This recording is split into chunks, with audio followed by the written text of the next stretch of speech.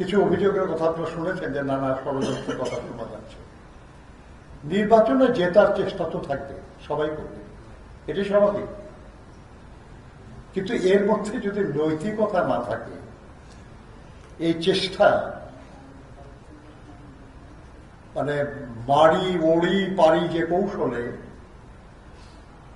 এটা কোনো নৈতিক বক্তব্য না। যে কৌশলেই হোক শত্রুকে মারতে হবে, পরাজিত করতে হবে, এটা নৈতিক কথা না। নিয়মের মধ্যে, আইনের মধ্যে কারো ক্ষতি না করে অন্যায়ভাবে লড়াই জিতা, এটা হলো উচিত।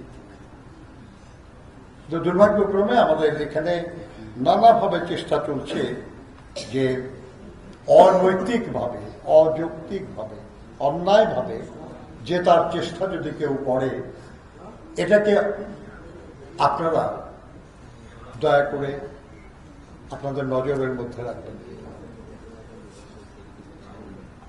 এটা আমাদের পক্ষে বা বিপক্ষে যাচ্ছে, এতে কিছু আসে যায় না। যেটা আসে যায় সেটা হলো এত প্রাণের বিনিময়ে যে সুযোগ আমাদের সামনে এসেছে, এই সুযোগ যেন কেউ অনৈতিকভাবে ব্যবহার করে কোন দল বা ব্যক্তির স্বার্থে নিতে না পারে, এটা হবে আমাদের সবার চিন্তা। জাল ভোট দেওয়া অপরাধ, কিন্তু কাউকে ভোট দিতে না দেওয়াটাও জাল ভোট দেওয়ার মতোই অপরাধ। এই ভোট না দেওয়া বিভিন্ন প্রক্রিয়ায় হয়। আপনারা এই লাইনে কাজ করেন, বহুদিন আপনারা জানেন, দয়া করে সেদিকেও খেয়াল রাখবেন বলে আপনাদের কাছে আমি অনুরোধ জানাই। আমরা বলি যে আপনাদের সমস্ত কার্যক্রম আমাদের পক্ষে না, অবাধ, সুষ্ঠু, নিরপেক্ষ নির্বাচনের পক্ষে যেন হয়, এটাই আজকের দিনে আপনাদের কাছে আমাদের।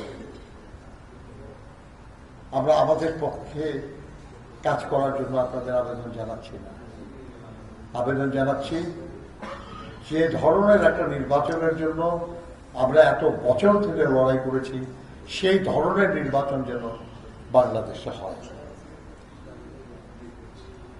আমরা অলরেডি আমাদের নেতাকর্মীদেরকে বলেছি, তারপরেও আজকে যেটা বলেছেন আপনারা, আমরা আমাদের নির্বাচন পরিচালনা কমিটির পক্ষ থেকে আমরা সব প্রার্থীকে জানিয়ে দেব যেন তারা সাংবাদিকদের, সংবাদকর্মীদেরকে নির্বাচনের দায়িত্ব পালনে সহযোগিতা করে। আমরা আজকেই করে দেব। আমি বক্তব্য শেষ করছি এই বলে আবার যে আমরা আপনাদের সহযোগিতা চাই অবাধ, সুষ্ঠু, নিরপেক্ষ নির্বাচনের জন্য। সমস্ত রাজনৈতিক দলের নৈতিক প্রয়াসকে আপনারা দয়া করে সহায়তা করবেন। যে কারো অনৈতিক প্রয়াসে আপনারা আপনাদের সর্বশক্তি দিয়ে বাধার সৃষ্টি করবেন, এটাই আপনাদের কাছে আমাদের অনুরোধ। আপনাদের সবাইকে ধন্যবাদ। আল্লাহ হাফেজ। বাংলাদেশ জিন্দাবাদ।